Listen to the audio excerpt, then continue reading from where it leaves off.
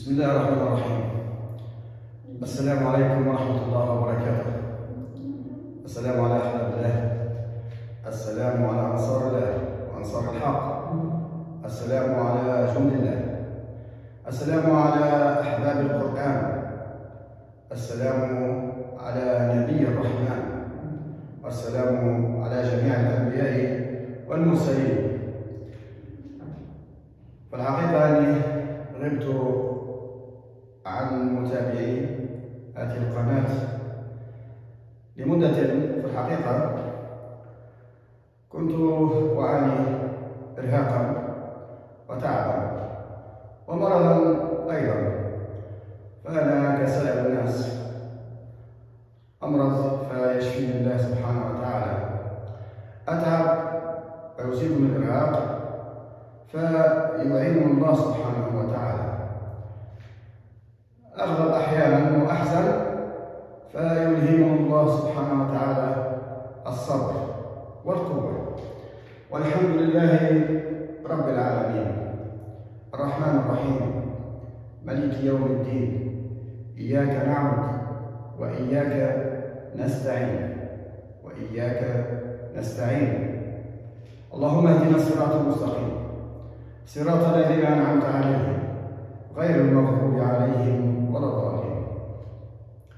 اللهم ربنا رد كيد أعدائنا وأعدائك وأعداء الدين وأعداء ملائكتك في نحورهم يا رب العالمين. اللهم انصرنا على القوم المفسدين والفاسقين والكافرين والفاجرين. هذه دعوات لكل أبناء وبنات الأمة. الحقيقة أني سأتوجه بالشكر الخالص من كل قلبي لكل الإخوة والأخوات الذين دعوا لي بظهر الغيب. نعم، فدعوة المؤمن لأخيه المؤمن بظهر الغيب هي مقبولة عند الله سبحانه وتعالى ومستجابة أيضا، وهذا فيما ورد عن حديث رسول الله صلى الله عليه وسلم. كذلك هنالك من دعا لي ومن دعت لي أيضا في مسجد رسول الله صلى الله عليه وسلم والحرم المكي أيضا في الكعبة. اللهم لا تحرمنا زيارة مسجد نبيك الكريم، ولا تحرمنا الطواف بالكعبة ببيتك المحرم. وهذه الحلقة حقيقة هي الطواف.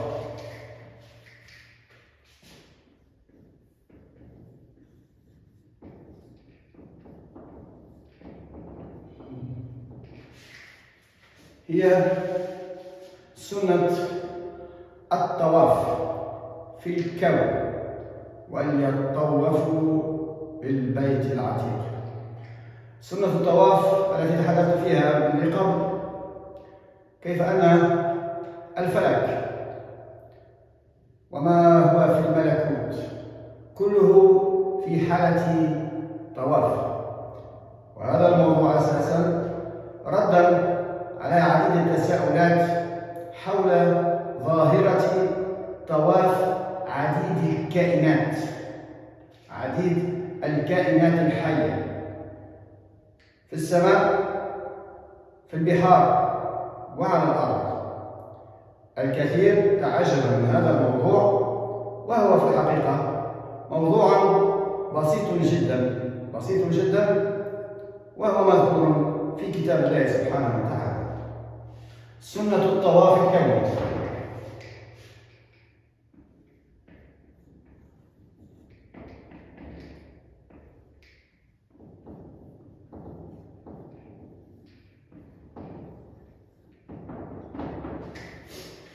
ما هي سنة الطواف الكوني؟ المعلوم أن في علوم الفيزياء والطبيعة أن أصغر شيء في المادة، أصغر مكونات المادة هي الذرة. وفي الذرة أيضا في لبها البروتونات والنيوترونات، ما قلنا عنه النقيض والقطمير. فالفتيل وهو الإلكترون دائما في حركية طواف، وكل الإلكترونات في حالة طواف حول لب الذرة، تطوف، كلها تطوف بلب الذرة. وكذلك لب الذرة فهو عبارة عن كويكبة، نعم، تسبح داخلها البروتونات والنيوترونات في حركية طواف أيضا، في حركية طواف أيضا. من أصغر ما خلق الله سبحانه وتعالى الفتيل وهو الإلكترون، القطمير، نعم، والنقير والناقور. فالله سبحانه وتعالى يتحدث في كتابه عن أصغر مكونات الذرة، أصغر مكونات المادة بعد الربط والفرق والخلق. الله سبحانه وتعالى لا يتحدث عن التمرة ولب التمرة وما في داخل التمرة، لا، كان ذلك تفسيرا للقطمير والفتيل والناقير وناقور، ذلك تفسير قديم ولا بد أن نوضح ذلك، وقد وضحت هذا في عديد الحلقات الفارطة عندما تحدثت عن مكونات الذرة في كتاب الله سبحانه وتعالى. الله سبحانه وتعالى لا يظلم الناس فتيلا، لا يظلم الناس مثقال ذرة. الله سبحانه وتعالى لا يظلم الناس فتيلا، مقدار عين التمر لا يظلم. الله سبحانه وتعالى لا يظلم الناس نقيرا. الله سبحانه وتعالى لا يظلم الناس مقدار فتيل أو نقير، أصغر ما هو موجود في المادة لا يظلم أبدا، وما يظلم ربك أحدا. إنما الناس التي تظلم أنفسها باعتمادها الكفر والفسوق والعصيان لله سبحانه وتعالى. والله سبحانه وتعالى يقول عنهم وعنها أيضا ما يملكون من قطمير، القطمير، البروتون، لا يملكون من قطمير. سبحانك اللهم وبحمدك، سبحانك اللهم العظيم. فسنة الطواف هذه السنة، سنة الطواف الكون والحركة، الحركة لو لم تكن هذه السنة موجودة في خلقه سبحانه وتعالى ما كانت هنالك تفاعلات فيزيائية وكونية تستمر على أساسها الحياة والوجود كله والخلق كله. فهذه سنة الطواف الكوني. نعم، هذه هي الخنس، جواري الخنس، وهي المجرة، وهي في الحقيقة تشبه الوردة. انشقت السماء فكانت وردة كالدهان.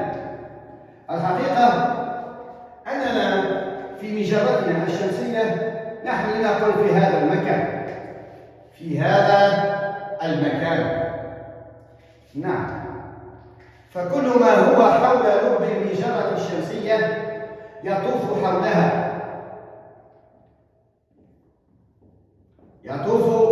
حولها، فالمجموعة الشمسية في هذا المكان هي في الحقيقة أيضا تطوف، والشمس تجري لمستقر لها، ذلك تقدير العزيز العليم. فالشمس أيضا هي تجري وتحوم حول لب المجرة في هذا المسار.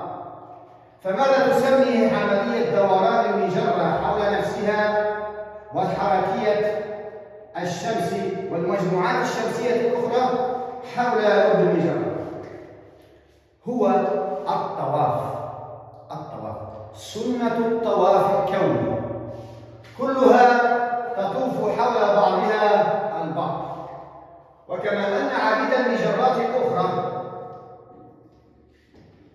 الموجودة في السماء كلها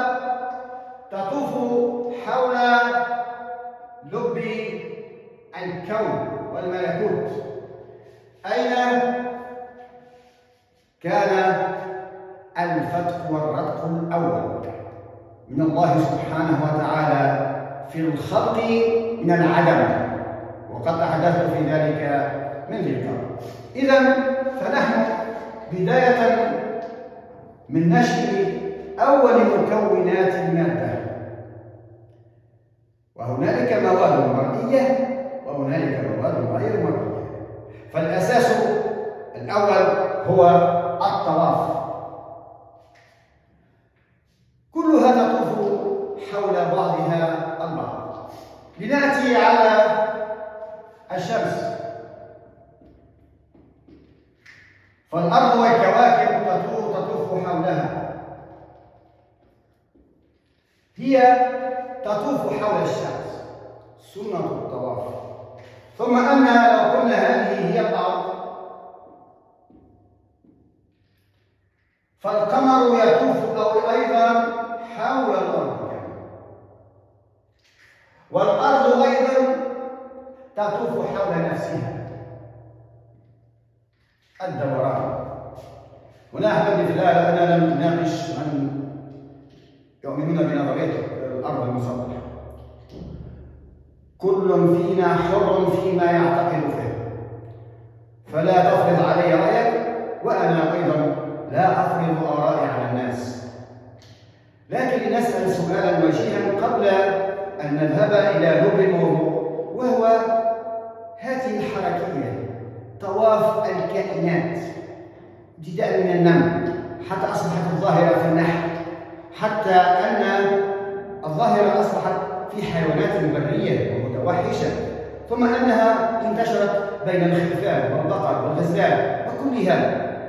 هذه ظاهرة فيزيائية علمية، لكن ما هو السبب في الطواف؟ ما هو سبب ذلك الطواف؟ سبب ذلك الطواف هذا البناء الفيزيائي العلمي الرباني في الطواف الأول حتى الطواف الكبير وهو طواف المجرد. فإذا ما قلنا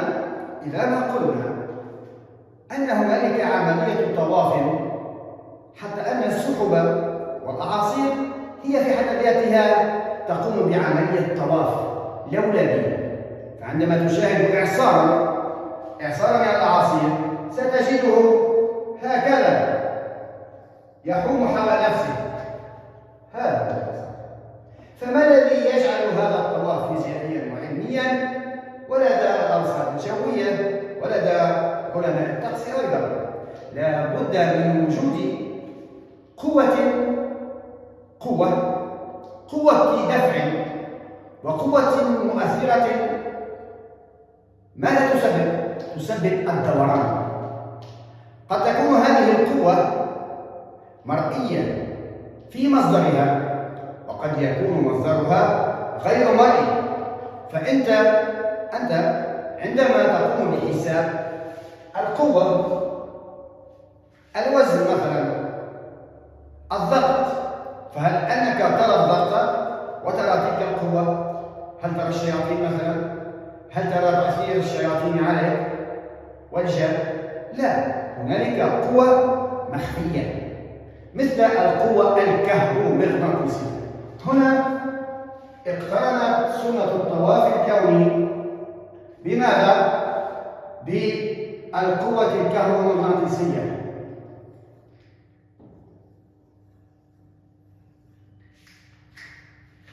القوة الكهرومغناطيسية.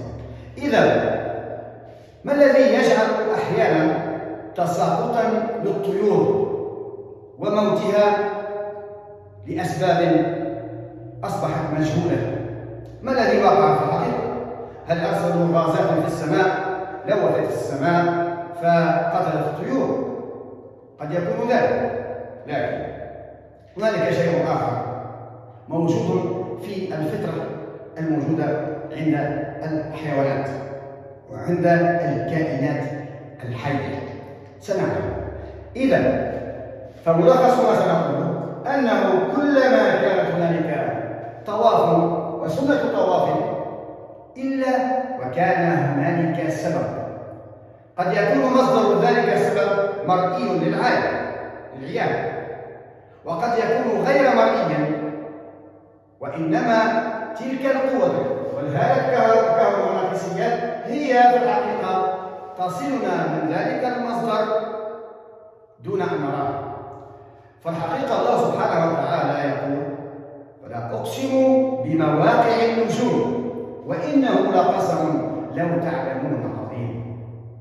لماذا لو علمنا ذلك القسم لعلمنا أن شيئا عظيما؟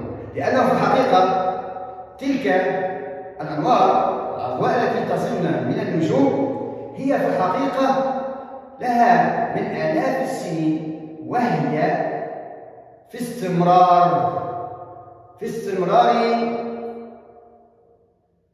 إرساليتها واتجاهها نحونا على الأرض، لكن مواقعها في الحقيقة اندثرت، لكنها هي كالنجوم كمادة اندثرت لم تعد موجودة.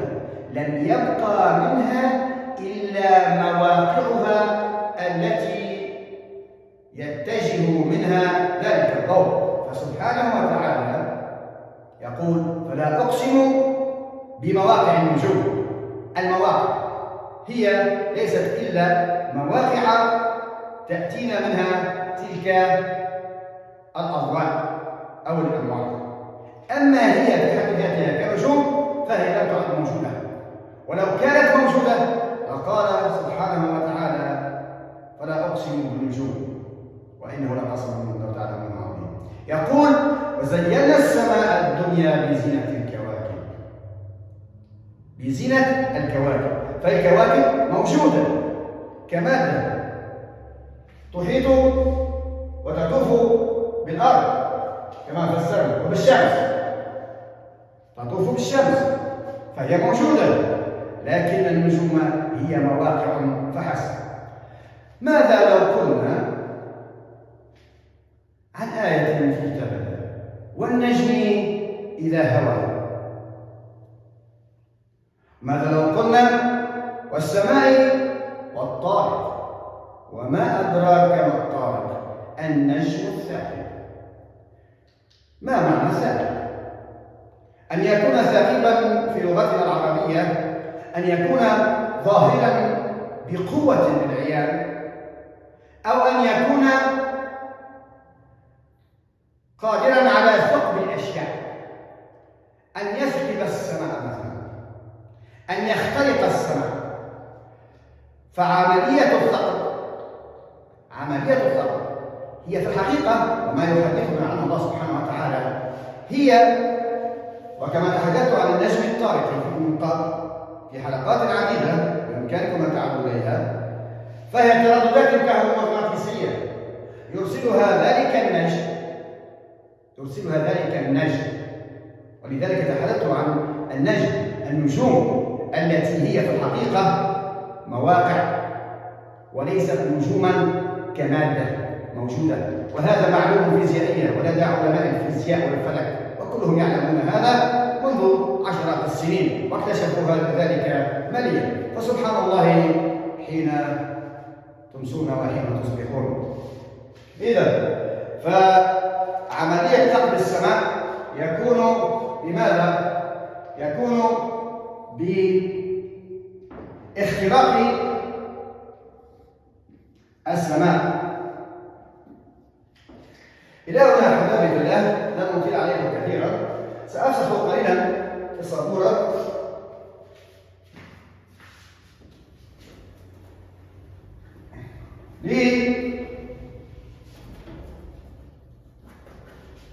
لنفهم حقيقة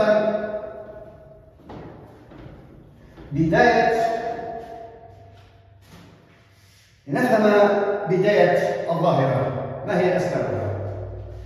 الحقيقة وأنا في حلقة سابقة عندما تحدثت عن الأهرامات والشكل الهرمي وتداخل الأهرام، تحدثت عن النجم الطارق وأنه عبارة عن أهرام، نكتب هنا، عن هرم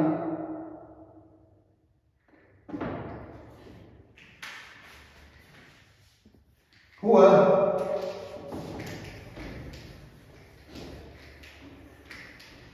عبارة عن هرمين متداخلين.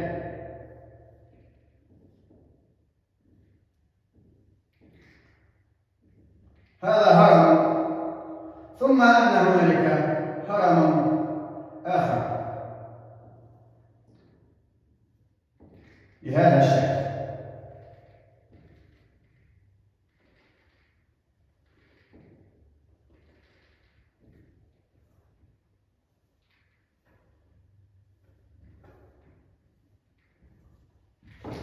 وكأنك أدخلت هرما داخل هرم. لذلك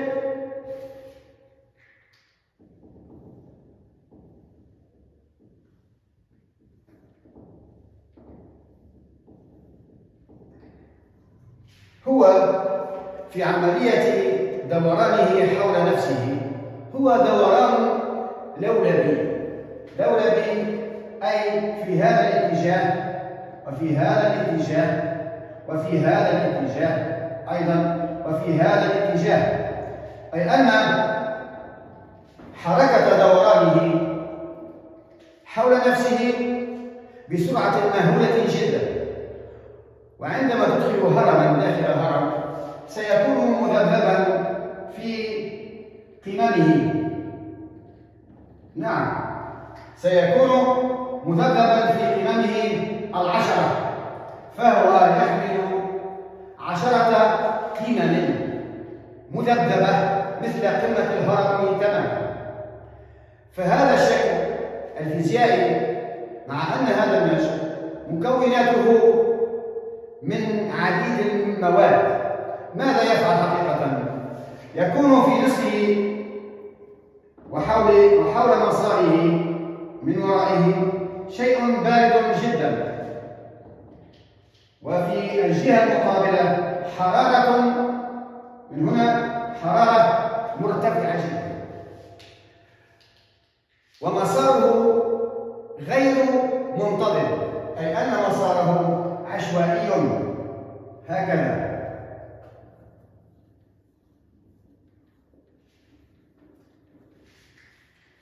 مساره عشوائي، بحيث أنك إذا أردت أن ترصده ككتلة بأشعة تحت البنفسجية أو الحمراء تحت الحمراء أو الأشعة الصينية أو ما إلى ذلك، فأنت لن تستطيع أبدا أن تحدد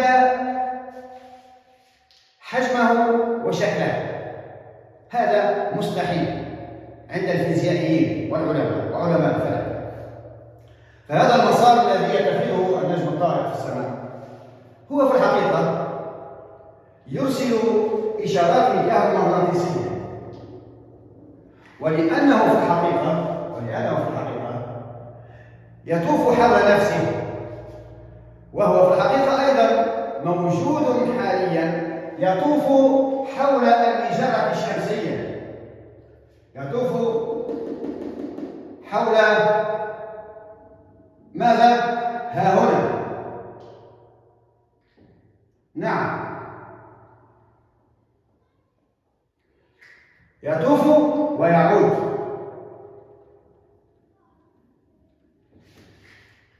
إلى أن يقضي الله أمرا كان مفعولا.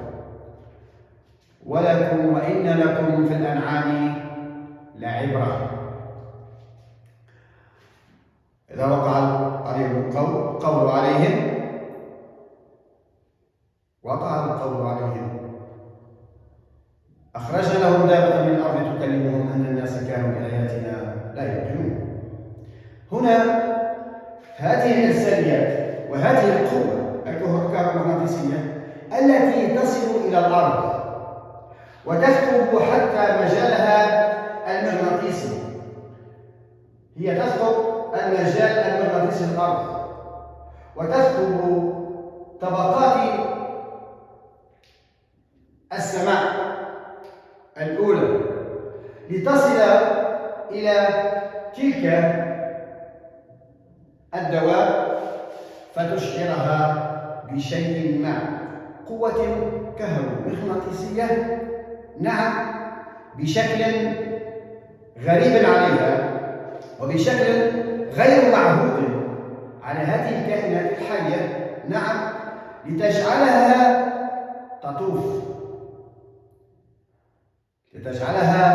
تطوف حول نفسها أو حول أي شيء تجده فتبقى تطوف حوله.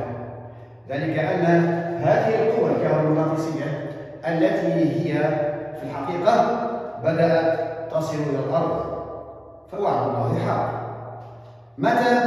الله أعلم بذلك، قد تحدثنا في هذا الموضوع من قبل. الآن أختم لأقول لماذا يرسلون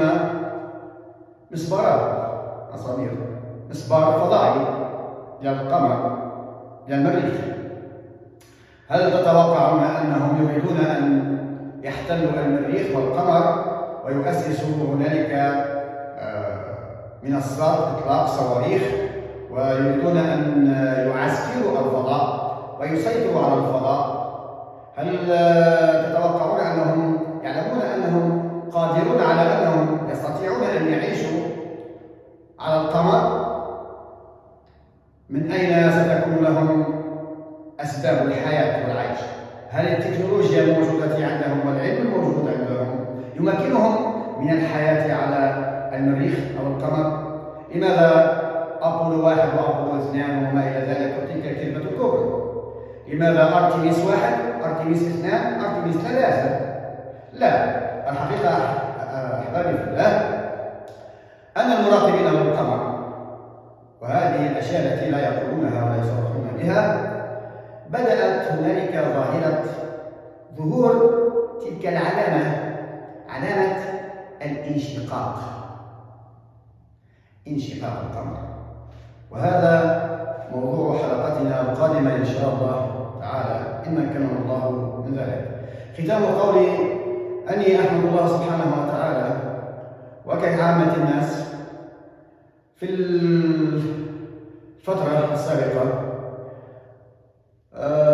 فكرت في أني أفر إلى الله سبحانه وتعالى، ففروا إلى الله. أنا فررت إلى الله سبحانه لأتقي شر الحاسدين والماكرين والسحرة والمعتدين والكاذبين والفاسقين والظالمين. فأديت تلاوة الأوراد الستة عندما توازى التقويم للأيام، التقويم السباعي للأيام مع التقويم السداسي الجمعة.